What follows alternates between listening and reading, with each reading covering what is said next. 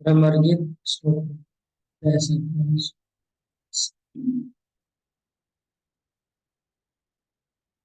अपिबता मधुपुरामार्यपुत्रोऽधुनास्ते स्मरते सा पितृगेहान् सौम्यबन्धोश्च गोपान् क्वचिदपि सकथा न किङ्करीणां गृणीते भुजमा गुरु सुगन्धम् आसक्तदातुम्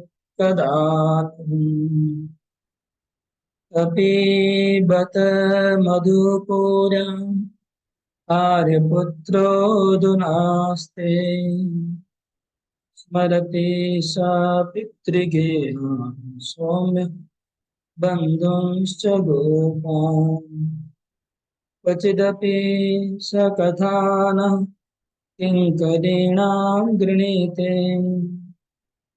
जमागुरु सुगन्धं मुद्न्याधास तदानीम्।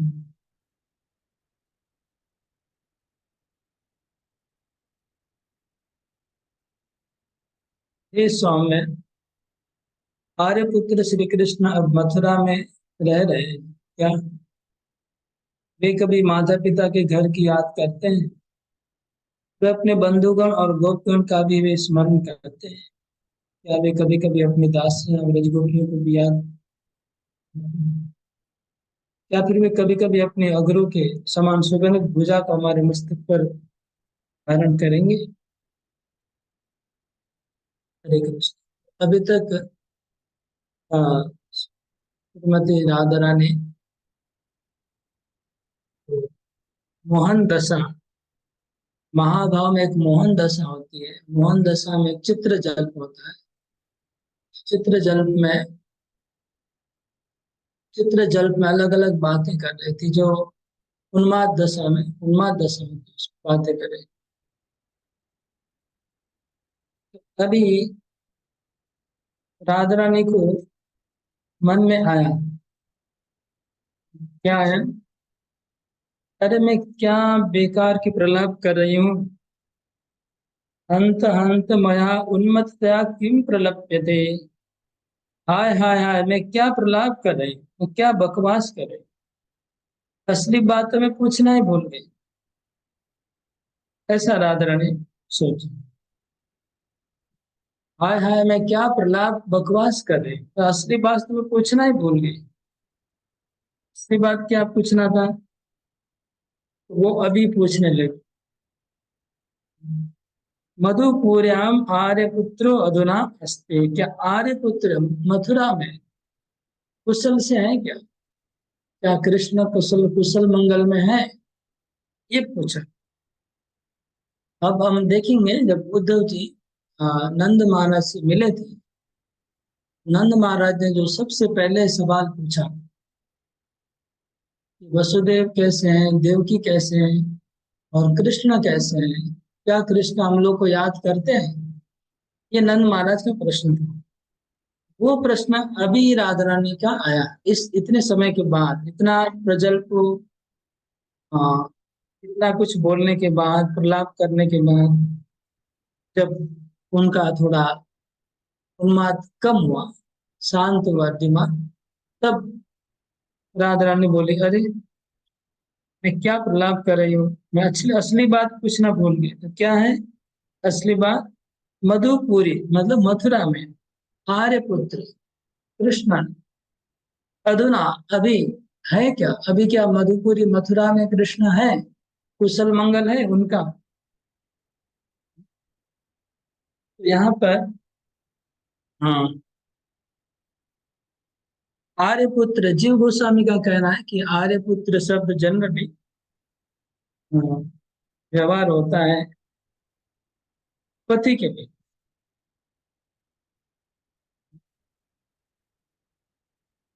पति को ही आर्यपुत्र कहा जाता है। जीव गोस्वामी के अनुसार राधा रानी श्री कृष्ण को अपना पति मान। लेकिन चक्रवर्ती ठाकुर का भाव अलग है। वो कहते हैं कि आर्य पुत्र का अर्थ है आर्य मतलब नंद महाराज, नंद महाराज का पुत्र। इसलिए कृष्ण के बारे में राधा रानी पूछ रही है, पति के बारे में नहीं। जो भी हो, एक मधुपुर है मथुरा में आर्य पुत्र अधुना आस्ते, अभी भी है क्या? अभी भी है इसका अर्थ अधुना मतलब अभी, आस्ते मतलब कुशल, अभी क्या कुशल मंगल में है। इसके बारे में जीव गोस्वामी लिख रहे हैं कि श्रीधर स्वामी भी लिख रहे हैं कि श्री कृष्ण को कुछ दिन के लिए कृष्ण मथुरा में नहीं थे, गुरुकुल गए थे पढ़ाई करने। इसलिए अभी भी अभी मथुरा में है कि ये अभी शब्द इसलिए आया है अधुना।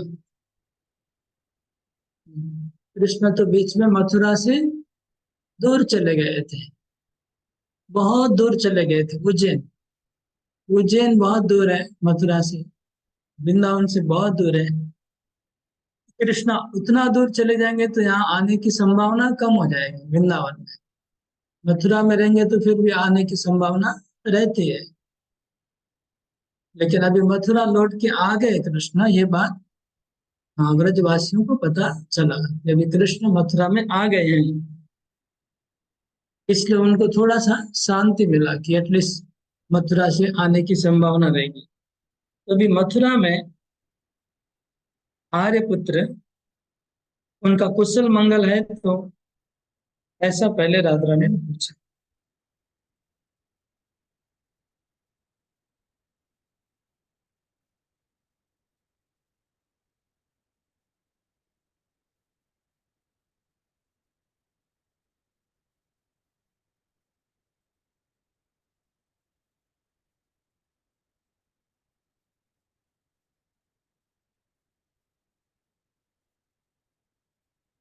तो पहला प्रश्न था, इसमें कुछ प्रश्न पूछे राधा ने, बहुत सारे प्रश्न पूछ रही है,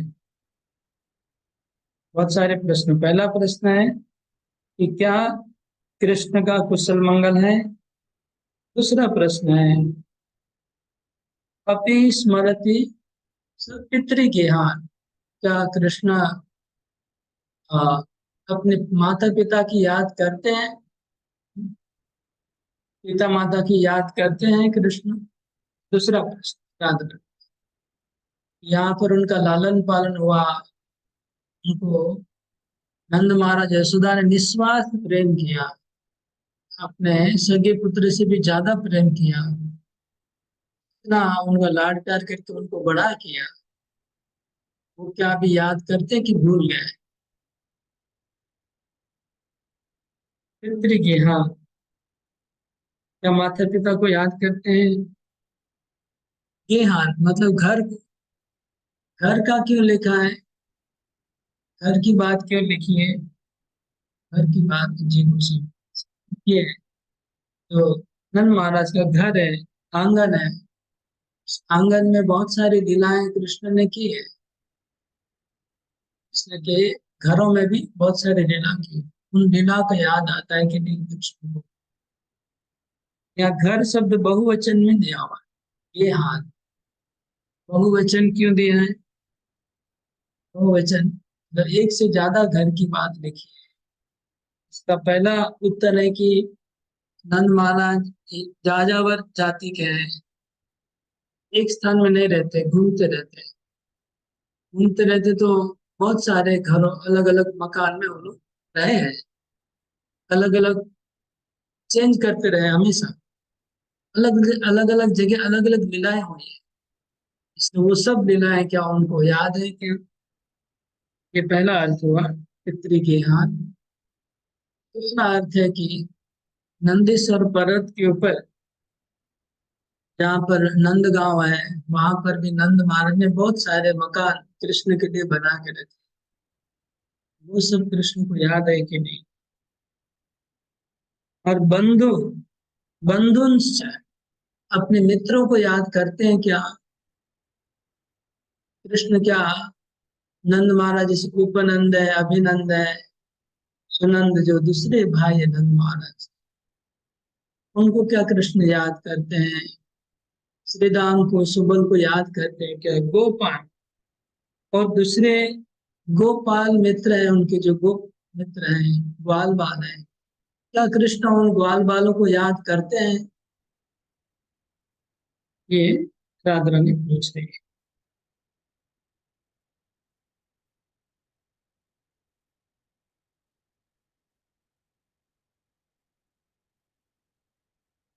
अभी तक राधा रानी ने उनके बारे में पूछा, क्या पिता माता को कृष्ण याद करते हैं?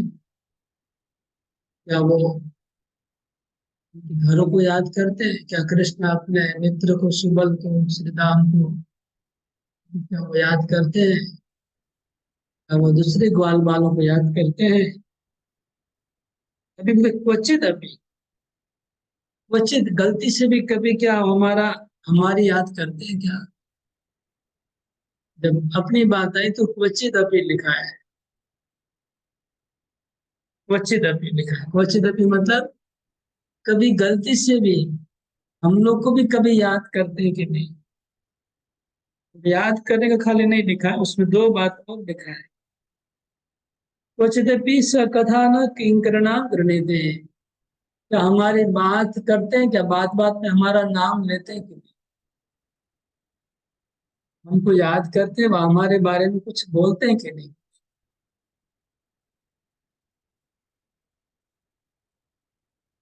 ये तीसरा प्रश्न है। चौथा प्रश्न है, कभी कृष्ण वापस वृंदावन आकर के हमारे सर के ऊपर अपना हाथ रखेंगे क्या? अपना सुगंधित, उनकी सुगंधित भुजा को हमारे सर के ऊपर रखेंगे क्या? किंकरी कहा आपने आपको, किंकरी नाम, किंकरी दासी, राधा रानी ने अपने आप को किंकरी कहा। हम उनके चरणों की दासियां हैं हम। क्या हम दासियों को याद करते हैं कि नहीं? हम उनकी दासियां हैं और हमारे सर पे वो कभी हाथ रखेंगे, वापस लौट करके इधर आएंगे, आकर के हमारे सर के ऊपर हाथ रख के हमको सांत्वना देंगे? ये चार प्रश्न राधा रानी ने किए। तो जिसका बहुत सुंदर चक्रवर्ती ठाकुर ने भाव बताया, वो भाव मैं आप लोग को सुनाता हूँ।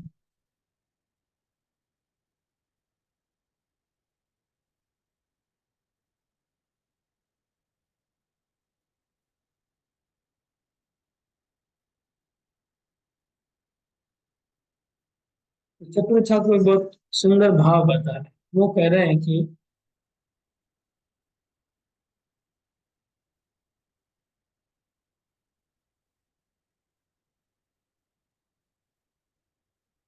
पहले कह रहे हैं कि हाय हाय मैं पागल जैसी हो गई और मैंने प्रलाप कर दिया, पिछली बात पूछना भूल गई। फिर आगे कहते हैं, हमारे पुत्र मथुरा में है, इसका इसके लिए वो राधा रानी ये कल्पना करती, कहीं ऐसा तो नहीं कि उनको मथुरा से भी छोड़ के आगे जाना पड़ रहा है? ऐसा तो नहीं कि मथुरा से उनको और कहीं भेजा जा रहा है?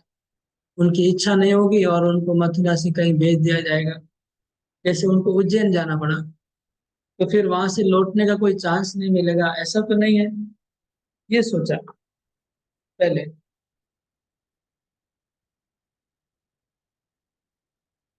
फिर वो सुख पूर्वक है ना, कृष्ण सुख पूर्वक रह रहे हैं ना, ये पूछ, सुख में है तो?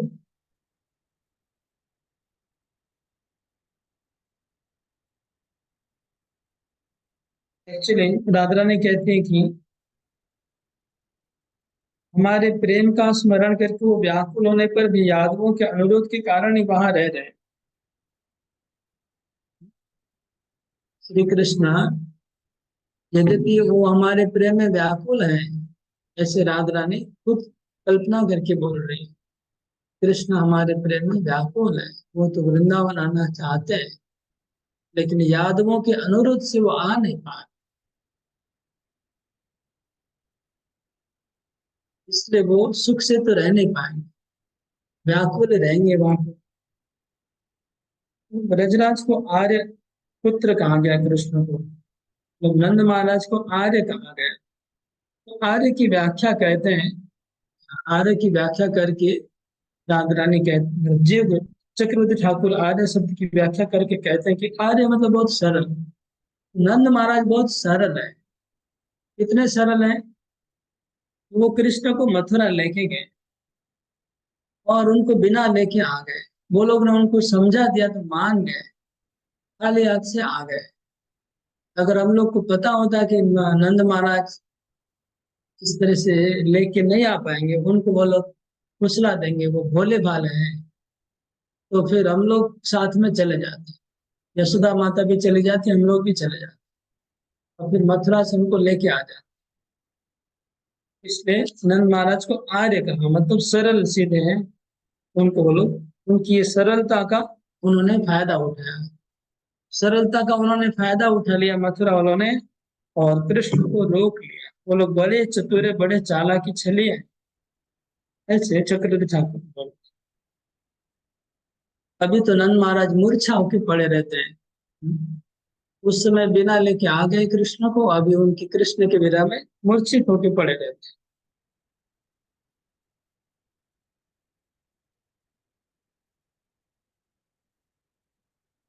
फिर आगे ये यहाँ तक था। फिर आगे जो राधा रानी कहती, क्या कृष्ण हमें स्मरण करते हैं कभी कभी, कभी कभी, या हमारी बातें करते हैं, इसका बहुत सुंदर वर्णन किया चक्रवर्ती ठाकुर ने। बहुत सुंदर वर्णन किया। वो कहते हैं कि क्या कृष्ण कभी कभी बात बात में हमारा याद करते कि नहीं।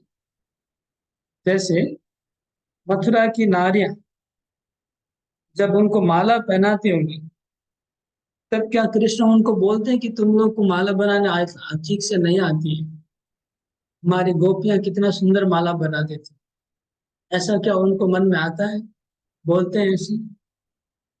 जब मथुरा की नारियां उनको चंदन लगाती हैं, चंदन का लेप करती हैं, तब क्या कृष्ण उनको उल्हाना दे करके, उनको टीस करके कहते कि "अरे, रहने दो, तुम लोग क्या चंदन लगाओ, चंदन लगाना तो गोपियां जानती है"।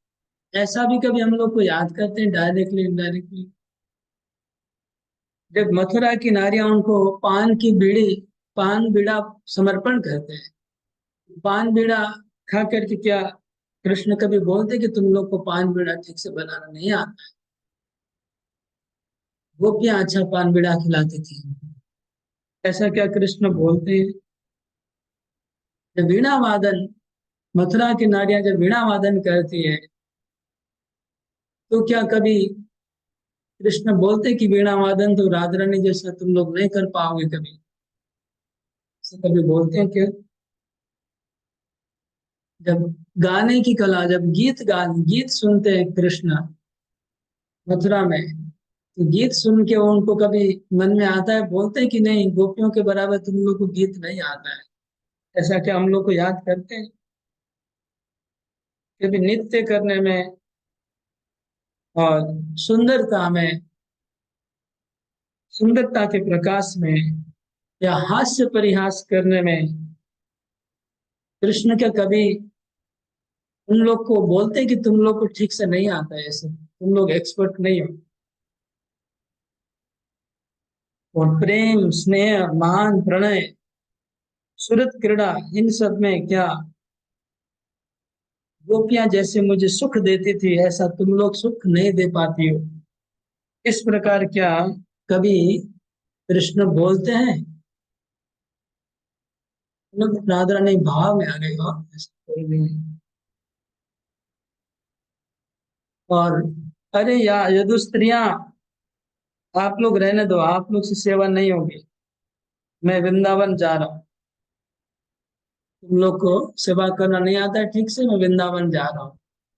ऐसा कभी सोच के कृष्णा यहाँ आएंगे, वो आकर के अपना जो सुगंधी हाथ है, इनके हाथ में अगुरु की सुगंध आती है, वो सुगंधी हाथ हमारे सर के ऊपर स्थापित करेंगे कृष्ण, और हमको कहेंगे ये मेरी प्राण प्रियाओं, मैं सौगंध खाकर कहता हूँ कि दोबारा कभी आप लोग को छोड़ के नहीं जाऊंगा। ये सब सुनने के लिए हमारे कर्ण व्याकुल है।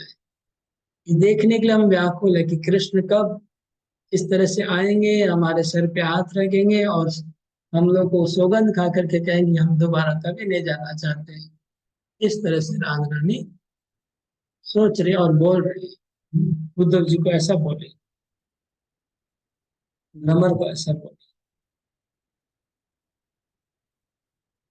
इस श्लोक में ये जो श्लोक है, ये जो चित्र जल्प 10 प्रकार का होता है, इसमें ये सुजल्प है।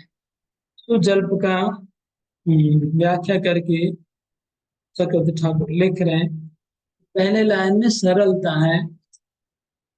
सरलता पहला चरण में, श्लोक की पहले चरण में सरलता का वर्णन हुआ।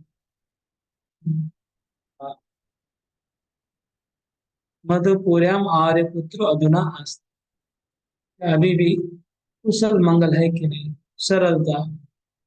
द्वितीय चरण में गंभीरता, सरलता और गंभीरता। गंभीरता आगे द्वितीय चरण में। गंभीरता मतलब क्या कृष्ण हम लोग को याद करते हैं कि नहीं,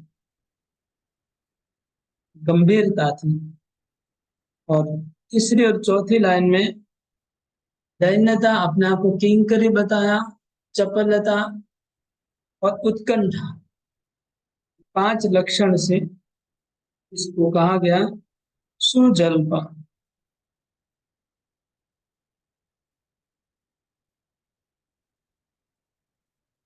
आगे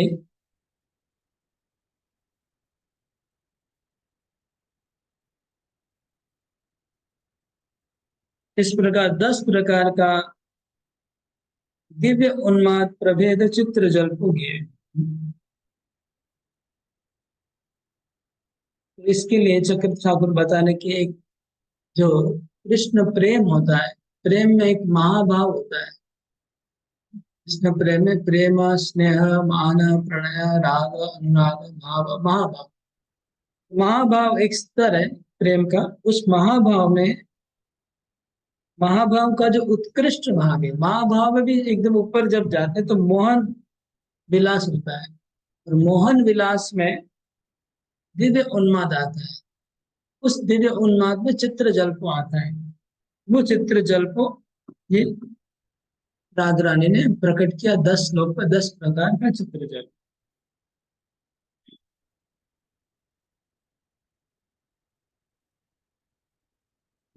ये रूप गोस्वामी लिख रहे हैं कि केवल प्राय प्राय वृंदावनेश्वरी मतलब राधा रानी में ये मोहन नाम का भाव उदय होता है। ये मोहन, मोहनाख्य महाभाव राधा रानी में उदय होता है। और इस मोहनाख्य भाव जब और गाढ़ा होता है तब भ्रम होता है, दिव्य उन्माद आता है, उद्घूर्णा होती है, चित्र जल्प होता है। ऐसे बहुत सारा अलग अलग भेद है। तो इसमें अगर कोई अपने प्रियतम का मित्र आसपास में आ जाए, व उसका कोई प्रियतम का कोई संदेश व दूत आ जाए, उससे जो गुस्सा होता है और उससे चित्र जल्प नाम का ये भाव प्रकट होता है। ये उसमें तीव्र उत्कंठा अंतिम में आती है। लास्ट में तीव्र उत्कंठा होती है चित्र जल्प में। ये हमने अभी 10 प्रकार का चित्र जल्प यहाँ हुआ। पहला था प्रजल्प, परिजल्प, विजल्प, विजल्प, संजल्प, अवजल्प, अभिजल्प, आजल्प, प्रतिजल्प, सुजल्प। ये हम लोग का सब्जेक्ट नहीं है, जस्ट पढ़ लिया ठीक है। हम लोग के लेवल का, हम लोग के बहुत दूर दूर तक कोई, खाली हम लोग श्रवण कर रहे हैं कि राधा रानी की ऐसी महिमा है, गोपियों की ऐसी महिमा है। इतना ही बस, हम इतने तक ही ठीक है।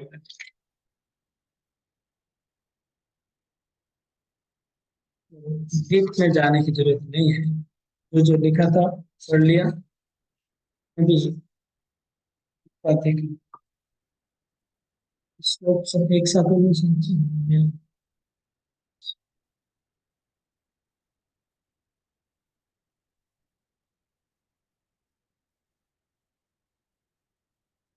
ठीक है, इसको रहने देते हैं, आगे बढ़ता हूँ। ये चित्र जल्प समाप्त, अभी उद्धव जी कहते हैं। उद्धव जी श्री सुखवाच, सुखदेव गोस्वामी। अथोद्धवो निशम्येवम् कृष्णदक्षिणदालसा सान्त्वयन् सन्तोषेर् गोपी वीरिदमाभाषत। अथोद्धवो निशम्येवम् कृष्णदर्शनदालसम् सान्त्वयामि देशे गोपीरिदमभाषत। इस प्रकार उद्धव जी ने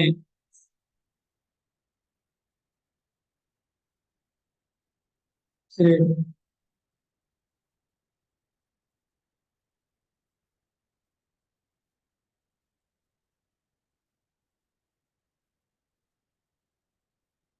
उद्धव जी ने देखा कि गोपियां भगवान कृष्ण के दर्शन की लालसा के लिए अत्यंत व्याकुल है, नालायक और तड़प रही है। गोपियां श्री कृष्ण का दर्शन करने के लिए तड़प रही है, ऐसा उद्धव जी ने देखा। उनकी बातें सुनकर उद्धव जी ने उन्हें उनके प्रियतम का संदेश सुनाकर सांत्वना देते हुए इस प्रकार कहा। उद्धव जी ने गोपियों की बातें सुनी और गोपियों की बातें सुन करके उद्धव जी ने प्रियतम का संदेश, श्री कृष्ण ने जो संदेश भेजा था, संदेश सुनाया और उनको सांत्वना देते हुए उद्धव जी ने ये कहा। क्या कहा आगे, आगे देखेंगे।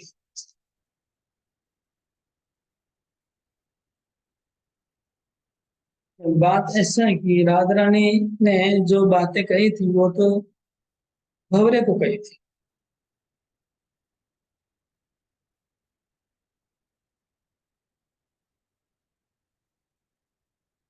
तो भंवरे को कही थी, लेकिन उद्धव जी ने ऐसा ही ग्रहण किया कि मानो उनको राधा रानी बोल रही है, ऐसा उन्होंने स्वीकार कर लिया। उद्धव जी ने ऐसा ही माना और इस प्रकार सुना जैसे कि राधा रानी उनको बोल रही है। ये 10 श्लोक बोलने के बाद राधा रानी का जो उन्माद का, जो प्रेम का विकार था, वो शांत हो गया।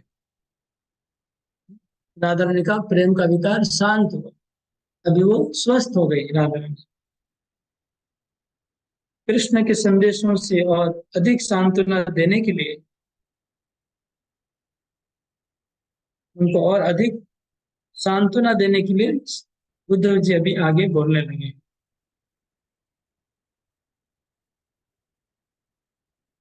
तो आगे हम देखेंगे उद्धव जी गोपियों की महिमा का गान करेंगे,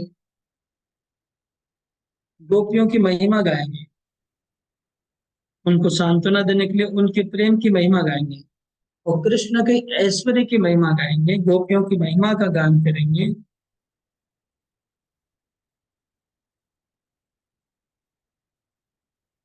दो चीज करेंगे उद्धव जी, एक तो कृष्ण के ऐश्वर्य की महिमा गाएंगे, दूसरा गोपियों की प्रेम की महिमा गाएंगे, जिससे सुनकर गोपियों का प्रेम विकार थोड़ा स्तंभित होगा, उनको शांति मिलेगी।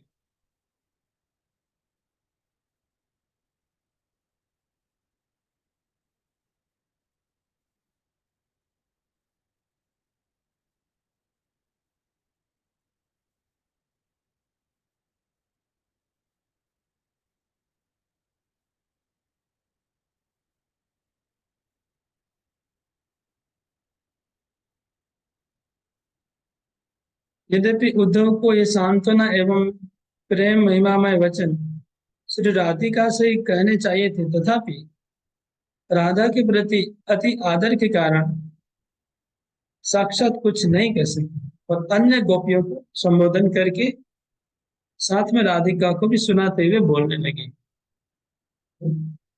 उद्धव जी अभी जो अगला श्लोक बोलेंगे तो सब गोपियों को बोल रहे हैं, केवल राधिका को नहीं। उनको राधिका को ही केवल बोलना चाहिए था, लेकिन राधिका के प्रति उनका आदर है, सम्मान की वजह से केवल उनको नहीं बोलना चाह रहे, दूसरी गोपियों को बोल रहे हैं और राधिका को सुना रहे हैं। इस प्रकार उद्धव जी का अगला जो श्लोक है, इसके आगे 6 श्लोक है। श्लोक नंबर 23, 24, 25, 26, 27, 28। इस 6 श्लोक में उद्धव जी गोपियों की महिमा, कृष्ण का ऐश्वर्य, गोपियों की प्रेम की महिमा और गोपियों की प्रशंसा कर रहे हैं। 6 श्लोक।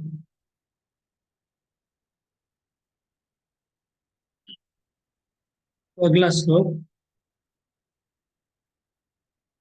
अहो यूयं स्म पूर्णार्था भवत्यो लोक पूजिता वासुदेवे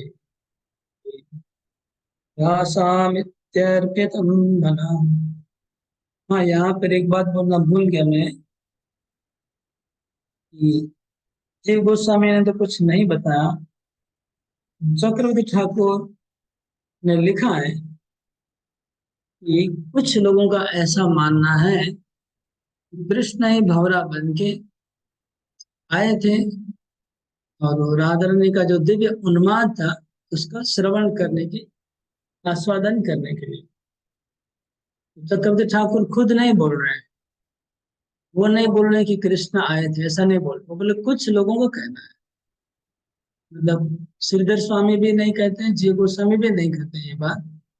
चक्रवर्ती ठाकुर कहते हैं कुछ लोगों का कहना है कृष्ण ही भंवरा बन के आए थे, शायद वो राधा रानी की उस उन्माद अवस्था का आस्वादन करने के लिए। अभी आगे, अहो यूयं स्म पूर्णार्था भवत्यो लोकपूजिता वासुदेवे व्यासामित्यर्पितं मनः। अहो, वो अभी उद्धव ने बोलना शुरू किया। आहा, आहा, आश्चर्यचकित, आहा, आहा, अहो धन्य है, धन्य है। हाँ? उद्धव जी बोले अहो धन्य है, धन्य है आप सब गोपियों, आपका जीवन परिपूर्ण हो गया है। आपको पूर्ण, मतलब जीवन की पूर्ण सफलता आप लोग को प्राप्त हो चुकी है। जीवन में सबसे ऊंचा अगर कोई प्राप्ति होती है, वो प्राप्ति आप लोग को हो चुकी है। अहो यूयम पूर्णार्थ, पूर्णार्थ माने अर्थ होता है धर्म, अर्थ, काम, मोक्ष। 4 पुरुषार्थ है और 5वां पुरुषार्थ होता है कृष्ण प्रेम। प्रेम कुमार्थो महान। पंचम पुरुषार्थ है कृष्ण प्रेम। तो आप लोग को पूर्ण अर्थ, मतलब पंचम पुरुषार्थ पूर्ण रूप से प्राप्त हो चुका है। अयो अहो यूयम स्व पूर्णार्थ। उद्धव जी ने कृष्ण की विरह की बात नहीं की कि कृष्ण कब आएंगे, कृष्ण क्या कर रहे हैं, आपको याद करते कि नहीं, वो सब बात में नहीं जा रहे हैं। पहले उद्धव जी कृष्ण का ऐश्वर्य बताएंगे और गोपियों की महिमा, बोले कि आप लोग का जीवन धन्य है, भवत्यो लोक पूजिता। आप सब गोपियां तीनों लोकों में पूजनीय हो गई है। उद्धव जी बोल रहे हैं त्रिभुवन में पूजनीय है आप गोपियां अभी, लोक पूजिता। वो पूरे संसार में पूजनीय है, इस पूरे संसार में सबसे पूजनीय आप हैं। क्योंकि क्योंकि आपका जो भगवान के प्रति जो प्रेम है, भक्ति है, इसकी कोई तुलना नहीं। वासुदेवे भगवती व्यासाम इत्यर्पितम मना। वासुदेव, भगवान वासुदेव के प्रति आप लोग ने जिस प्रकार अपना मन को समर्पित किया है, इस प्रकार से मन समर्पित किया है कि बहुत दुर्लभ है, असाधारण, बहुत ही ये असंभव जैसा है जो आप लोग ने किया है। इसलिए आप लोग इस पूरे संसार में पूजनीय हैं। जहाँ कृष्ण के लिए उद्धव जी ने क्या शब्द प्रयोग किया, वासुदेवे भगवती। ये दोनों ऐश्वर्य युक्त नाम है कृष्ण का। गोविंद नहीं कहा, गोपाल नहीं कहा, नंद नंदन नहीं कहा, वासुदेव। वासुदेव का एक अर्थ है तो वसुदेव पुत्र। वसुदेव के पुत्र के प्रति आप लोग की ऐसी भक्ति है, लेकिन वो नहीं। वासुदेव का अर्थ है जो सर्वव्याप्त परमात्मा है, सबके आधार है, सब जीवों के, वो वासुदेव परमात्मा। वासुदेव वासुदेव और भगवती, तो भगवान स्वयं भगवान है, उनके प्रति आप लोग का ऐसा भक्ति हो गया है, बहुत ही श्लाघनीय है, बहुत प्रशंसनीय है, पूरे संसार में पूजनीय है। अगले श्लोक में कहते हैं उद्धव जी,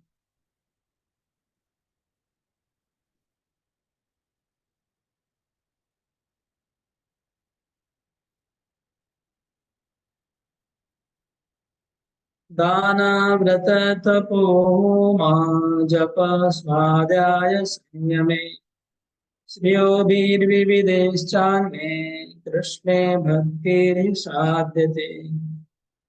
इस संसार में जितने भी धर्म के कर्म है, दान देना, व्रत करना, तपस्या करना, होम जजन जाजन करना, जप करना, स्वाध्याय करना, इंद्रिय संयम करना, और भी जितने जितने प्रकार के योग याग जो भी हैं, सब जितने भी साधन हैं धर्म के, सब साधनों का एक ही लक्ष्य है, साध्य है, कृष्ण की भक्ति को प्राप्त।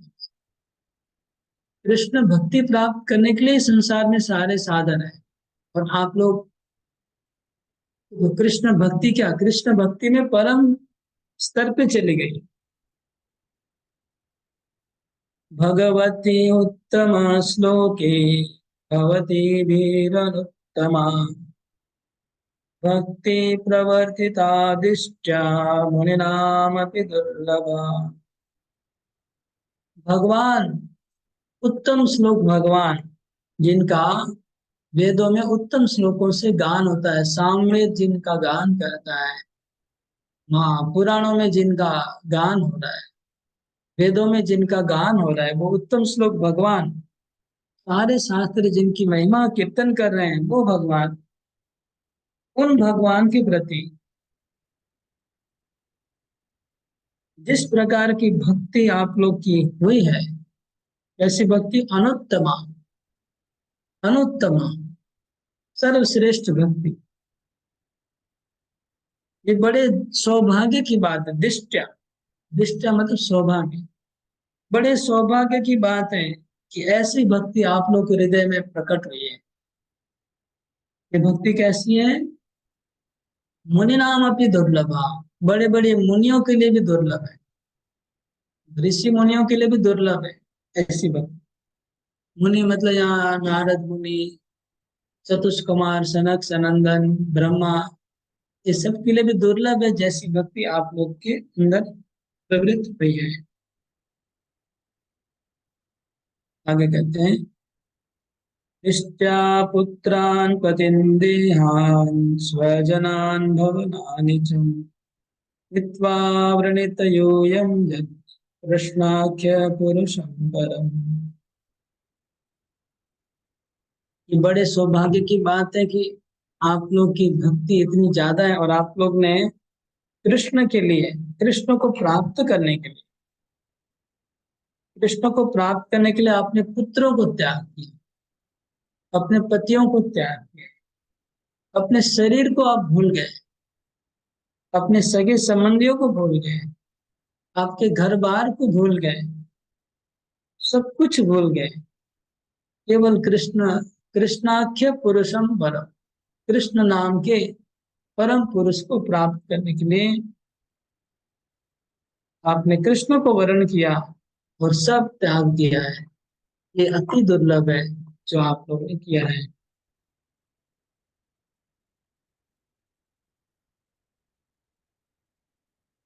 सर्वात्म भावो अधिकृतो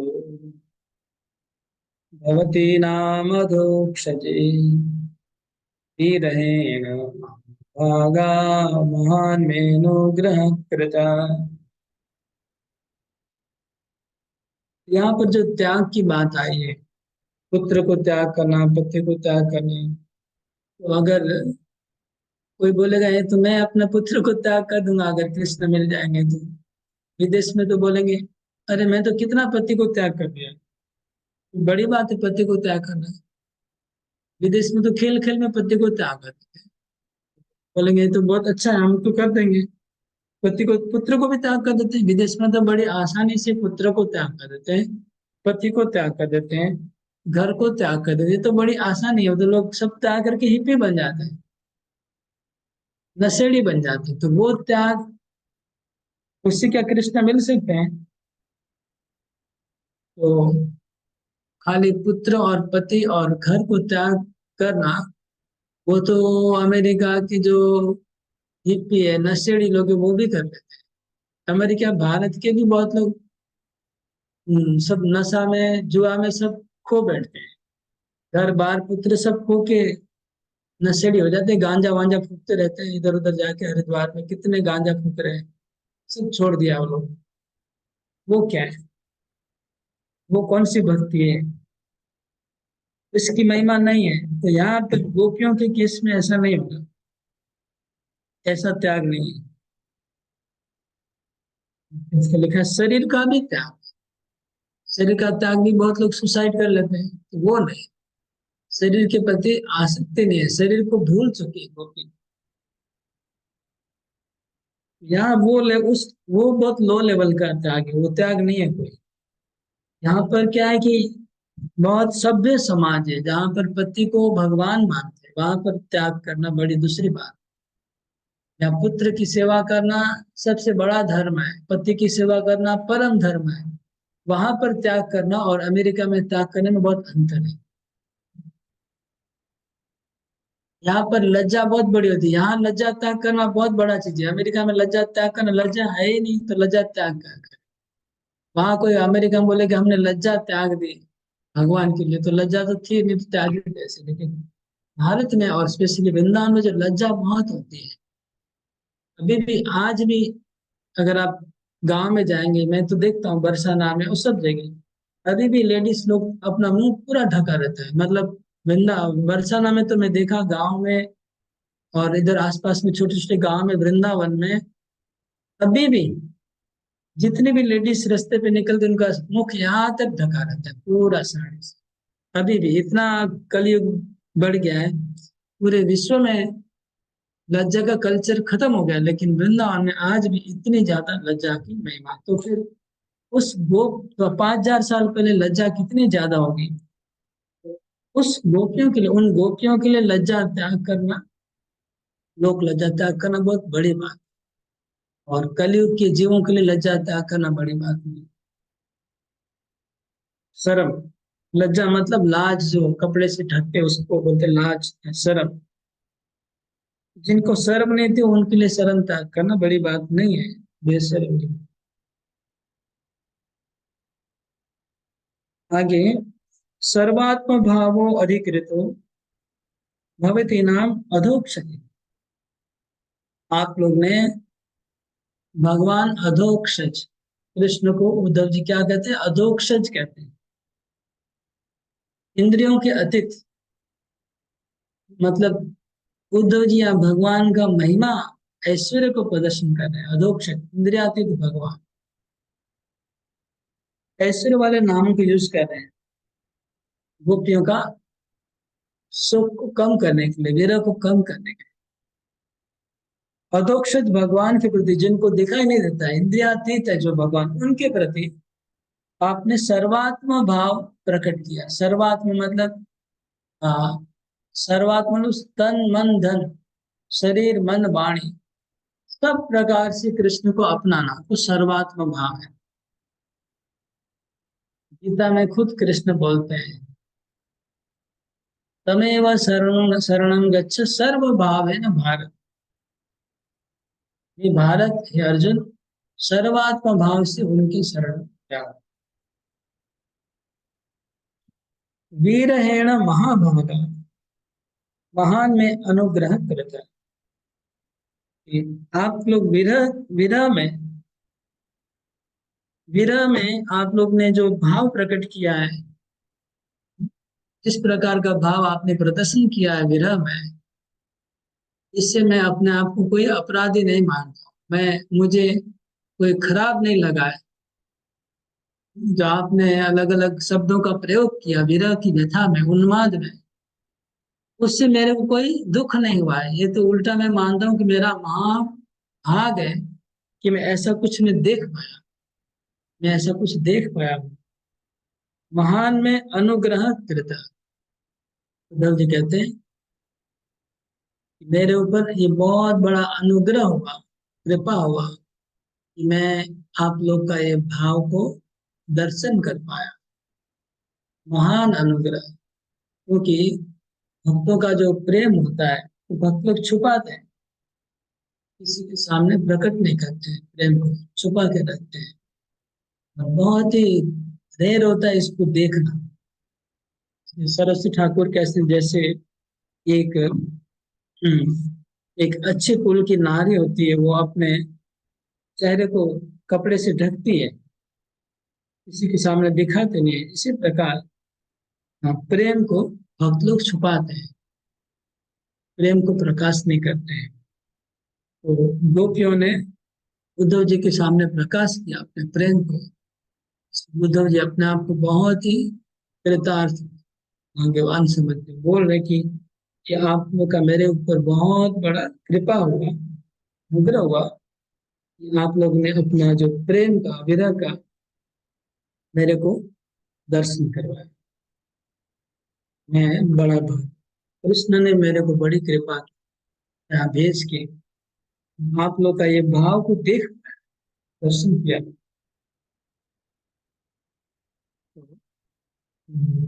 आज यहाँ पर रखेंगे। तो इस श्लोक पर उद्धव जी ने गोपियों की प्रेम की और भक्ति की महिमा, उनका प्रशंसा कर रहे हैं और कृष्ण की कुछ आध्यात्मिक ऐश्वर्य की बता रहे हैं। अगले श्लोक से हम देखेंगे कृष्ण ने क्या संदेश भेजा है, वो आगे हम सुने। गोपियों के लिए कृष्ण ने क्या संदेश भेजा, आगे देखेंगे। हरे कृष्ण हरे कृष्ण कृष्ण कृष्ण हरे हरे, हरे राम हरे राम।